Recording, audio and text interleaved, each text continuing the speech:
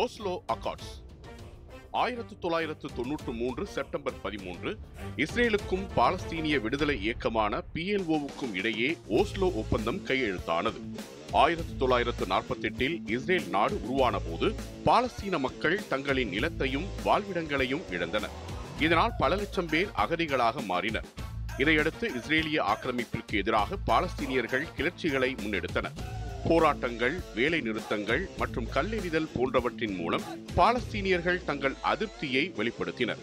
இது இஸ்ரேலுக்கு கடும் நெருக்கடியை ஏற்படுத்தியதோடு பாலஸ்தீன பிரச்சனையை உலக நாடுகளின் கவனத்திற்கு கொண்டு வந்தது. இதன் தொடர்ச்சியாக பாலஸ்தீன விடுதலை இயக்கங்கள் உருவாயின. 1967 நடந்த 6 நாள் போரில் காசா, மேற்கு கரை, கிழக்கு ஜெருசலேம், கோலான் மலைப்பாங்கு போன்ற பகுதிகளை இஸ்ரேல் கைப்பற்றியது.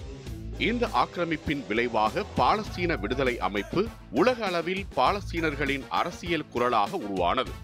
ஆக்கிரமிக்கப்பட்ட பகுதிகளில் வாழ்ந்த பாலஸ்தீனர்கள் 1987 ஆண்டு முதல் இன்டிஃபாதா எனப்படும் மக்கள் எழுச்சியை ஏற்படுத்தினர். இது சர்வதேச கவனத்தை ஈர்த்தது. இந்த சூழலில் அமெரிக்கா, நார்வே ஆகியவை சமாதான பேச்சுவார்த்தைகளை நடத்தின. 1991 ஆண்டில் மேட்ரிட் மாநாடு நடைபெற்றது. இந்த மாநாடு இஸ்ரேல் மற்றும் அதன் அண்டை நாடுகளான சிரியா, லெபனான், ஜோர்டான் மற்றும் பாலஸ்தீனிய பிரதிநிதிகள் இடையே நேரடி பேச்சுவார்த்தைகளுக்கு வழிவகுத்தது. அங்கிருந்து தொடங்கிய பேச்சுவார்த்தைகள் நார்வேயின் ஓஸ்லோ நகரில் தொடர்ந்தன. இதன் விளைவாக 1993 செப்டம்பர் 13 வாஷிங்டன் டிசியில் ஓஸ்லோ ஒப்பந்தம் கையெழுத்தானது. இதன்படி பாலஸ்தீன தேசிய ஆணையம் அமைக்கப்பட்டது. இது காசா மற்றும் மேற்கு கரையின் சில பகுதிகளில் பாலஸ்தீனியர்களுக்கு சுய ஆட்சியை வழங்கியது. காசா மற்றும் மேற்கு கரையிலிருந்து படிப்படியாக வெளியேற இஸ்ரேல் ஒப்புக்கொண்டது. பாலஸ்தீனர்கள் தங்களின் கல்வி, சுகாதாரம், காவல்துறை போன்ற உள்நாட்டு நிர்வாகங்களை தாங்களே நடத்த தொடங்கினர். 2 நாடுகள் தீர்வு என்பதன் முதல் படியாக இது கருதப்பட்டது.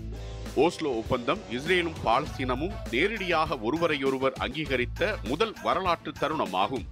உலகம் முழுவதும் இது சமாதானத்தின் தொடக்கமாக கருதப்பட்டது. இந்த ஒப்பந்தத்தின் காரணமாக PLO தலைவர் யாசர் அரஃபத், இஸ்ரேல் பிரதமர் இட்ஜாக் ரபீன், வெளியுறவுத்துறை அமைச்சர் ஷிமோன் பெரேஸ் ஆகியோர் அமைதிக்கான நோபல் பரிசும் பெற்றனர். ஆனால் ஒப்பந்தத்தின் பல பிரிவுகள் முழுமையாக நிறைவேறவில்லை. எல்லைகள், அகதிகள், ஜெருசலேமின் நிலை, பாதுகாப்பு பிரச்சனைகள் போன்றவை தீர்க்கப்படாமல் விட்டதால் பின்னர் புதிய மோதல்கள் வெடித்தன. இரு தரப்பினரிடையேயும் பரஸ்பர நம்பிக்கையின்மை, இஸ்ரேலிய குடியேற்ற விரிவாக்கம், பாலஸ்தீனிய பகுதிகளில் தீவிரவாதம் அதிகரித்தது போன்ற காரணங்களால் இந்த ஒப்பந்தம் அதன் முழுமையான நோக்கங்களை அடைய முடியவில்லை.